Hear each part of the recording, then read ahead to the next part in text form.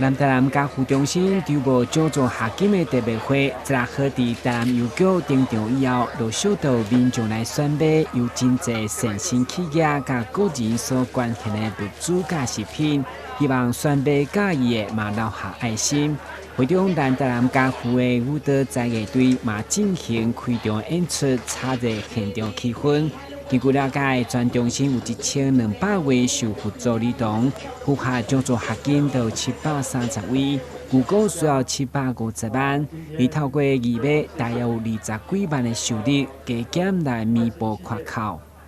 跟我们台南邮局合作，今年也迈入第14年，这14年来，每一年在我们台南邮局的义卖成效，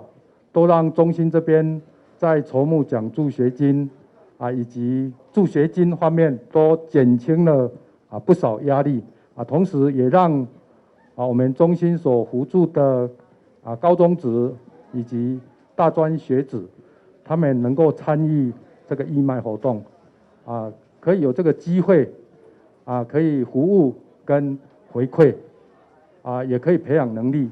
让他们可以更加的珍惜每一份得来不易的这个助学的这个资源。赞助特别会场地台南邮局已经配合14档，除了新公路的总局，也有其他5个邮局同步进行。局长嘛呼吁民众除了到场，买当透过下载 App， 随时拢会当观看做爱心。是不是我们可以到拿着你的手机到网络上去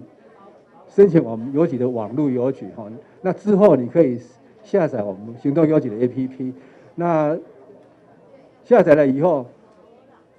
不管你在什么地方、什么时候，就像我们的7-Eleven一样，24小时你把手机拿出来按一按，你的爱心就会注入到我们家护中心的小孩朋友的身上那我们家护中心的账号是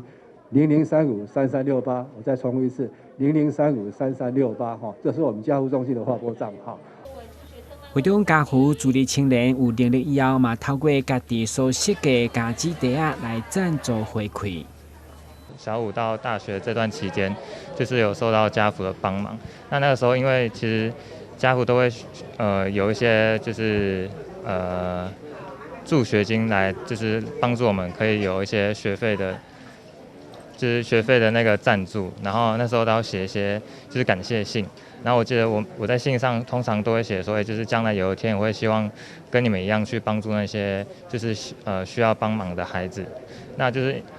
可能就是因为这样子，然后这样子一直写，然后就加深在我的记忆里面，然后就是现在大学毕业想说，他们就是有这样的活动，然后刚好以前的指导的老师也有就是提说要不要来义卖这样子，然后我就觉得说好啊，那就是来完成我小时候这样的一个愿望和梦想这样子。8月16、17两天的特别，虽然只是小小付出，不过对弱势学童来讲，就是上好的助学行动。今日新闻，军职何乔邦采访报道。